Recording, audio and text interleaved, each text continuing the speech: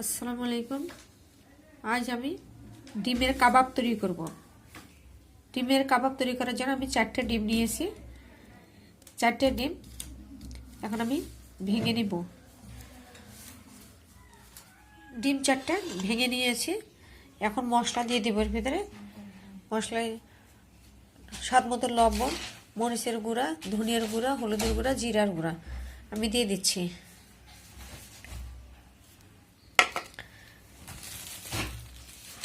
2 চামচ ময়দা দিব।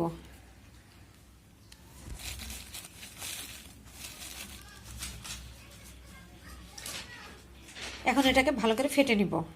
ডিম আর ময়দার মিশ্রণটা এভাবে ফেটে নিলাম। ফেটানো হয়ে গিয়েছে। আমি এখন একটা পাত্রে বসিয়ে দিব। আমি একটা গামলা নিয়েছি। এখানে একটু তেল দিয়ে দিচ্ছি। তেলটাকে একটু ব্রাশ করে নিব। ব্রাশ করে নিয়ে ডিমের মিশ্রণটা ঢেলে দিব। পাত্রটিতে তেল মাখিয়ে নিয়েছি। এখন ডিমের মিশ্রণটা ঢেলে দিচ্ছি।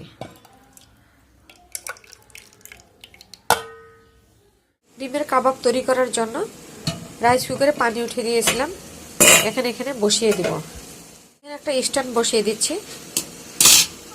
এখন ডিম আর আটার ময়দার মিশ্রণটা এখানে দিয়ে দিব।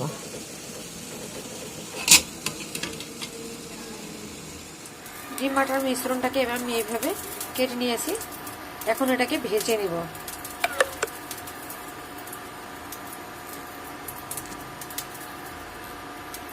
এখন আমি এটাকে ভেজে নিব।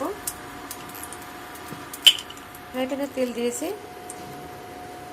এখন এগুলোকে আমি ভেজে নিব। ভাজা হয়ে গিয়েছে। এখন নামিয়ে নিব।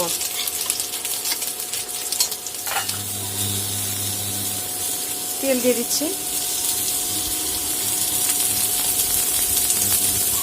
পেঁয়াজটা একটু লাল লাল করে ভেজে নেব। পেঁয়াজ লাল লাল করে একটু ভাজা হয়ে গিয়েছে। আমি এখানে পানি দিয়ে দিব।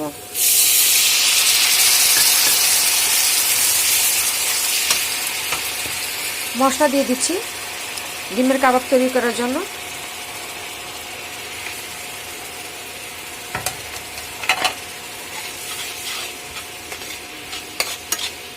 মশলা কষিয়ে নেওয়া হয়ে গিয়েছে। এখন ডিমের কাবাবগুলো ঢেলে দিব। একটু কষিয়ে নিব। কষানো হয়ে গিয়েছে। এখন পানি দিয়ে দেব।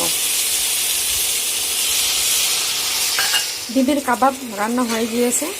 এখন নামিয়ে নিব।